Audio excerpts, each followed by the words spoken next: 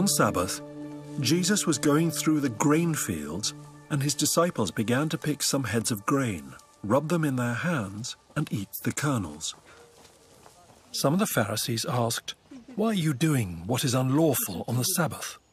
Jesus answered them, "Have you never read what David did when he and his companions were hungry? He entered the house of God, and taking the consecrated bread, he ate what is lawful only for priests to eat. And he also gave some to his companions." Then Jesus said to them, "The Son of Man is Lord of the Sabbath."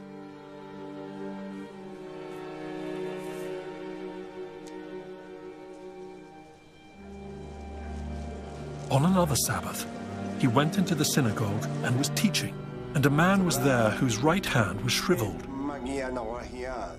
The Pharisees and the teachers of the law were looking for a reason to accuse Jesus. So they watched him closely to see if he would heal on the Sabbath. But Jesus knew what they were thinking and said to the man with the shriveled hand, "Get up and stand in front of everyone." So he got up and stood there. Then Jesus said to them, "I ask you, which is lawful on the Sabbath, to do good or to do evil, to save life or to destroy it?" He looked around at them all and then said to the man, "Stretch out your hand." He did so, and his hand was completely restored. But the Pharisees and the teachers of the law were furious and began to discuss with one another what they might do to Jesus.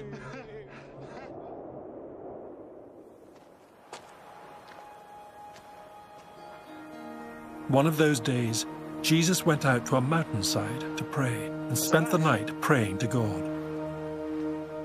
When morning came, he called his disciples to him and chose 12 of them, whom he also designated apostles.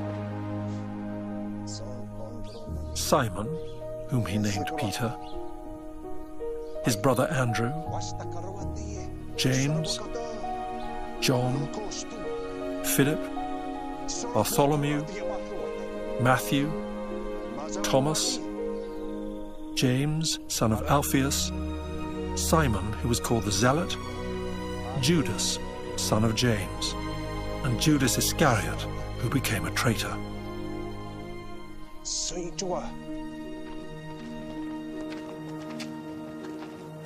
He went down with them and stood on a level place. A large crowd of his disciples was there, and a great number of people from all over Judea, from Jerusalem, and from the coastal region around Tyre and Sidon, who had come to hear him and to be healed of their diseases. Those troubled by impure spirits were cured, and the people all tried to touch him, because power was coming from him and healing them all. Looking at his disciples, he said, "Blessed are you who are poor, for yours is the kingdom of God. Blessed are you who hunger now, for you will be satisfied. Blessed are you who weep now, for you will laugh. Blessed are you when people hate you, when they exclude you and insult you and reject your name as evil, because of the Son of Man. Rejoice in that day and leap for joy, because great is your reward in heaven. For that is how their ancestors treated the prophets. But woe to you who are rich, for you have already received your comfort. Woe to you who are well fed now, for you will go hungry. Woe to you who laugh now, for you will mourn and weep. Woe to you when everyone speaks well of you, for that is how their ancestors treated the false prophets.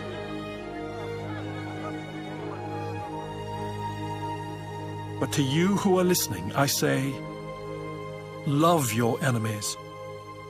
Do good to those who hate you. Bless those who curse you. Pray for those who mistreat you. If someone slaps you on one cheek, turn to them the other also. If someone takes your coat, do not withhold your shirt from them. Give to everyone who asks you. And if anyone takes what belongs to you, do not demand it back. do to others as you would have them do to you. If you love those who love you, what credit is that to you? Even sinners love those who love them. And if you do good to those who are good to you, what credit is that to you? Even sinners do that. And if you lend to those from whom you expect repayment, what credit is that to you? Even sinners lend to sinners, expecting to be repaid in full. But love your enemies. Do good to them and lend to them without expecting to get anything back. Then your reward will be great, and you will be children of the Most High, because He is kind to the ungrateful and wicked. Be merciful, just as your Father is merciful. Do not judge, and you will not be judged. Do not condemn, and you will not be condemned. Forgive, and you will be forgiven. Give, and it will be given to you. A good measure, pressed down, shaken together and running over, will be poured into your lap. For with the measure you use, it will be measured to you. He also told them this parable. Can the blind lead the blind? Will they not both fall into a pit? The student is not above the teacher, but everyone who is fully trained will be like their teacher. Why do you look at the speck of sawdust in your brother's eye and pay no attention to the plank in your own eye? How can you say to your brother, "Brother, let me take the speck out of your eye," when you yourself fail to see the plank in your own eye? You hypocrite! First take the plank out of your eye, and then you will see clearly to remove the speck from your brother's eye. No good tree bears bad fruit, nor does a bad tree bear good fruit. Each tree is recognized by its own fruit. People do not pick figs from thorn bushes or grapes from briars.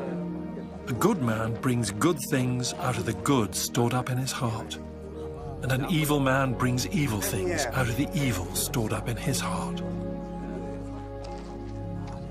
For the mouth speaks what the heart is full of.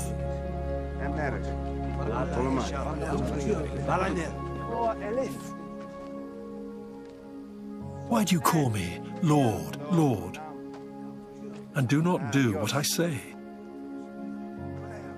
As for everyone who comes to me and hears my words and puts them into practice, I will show you what they are like.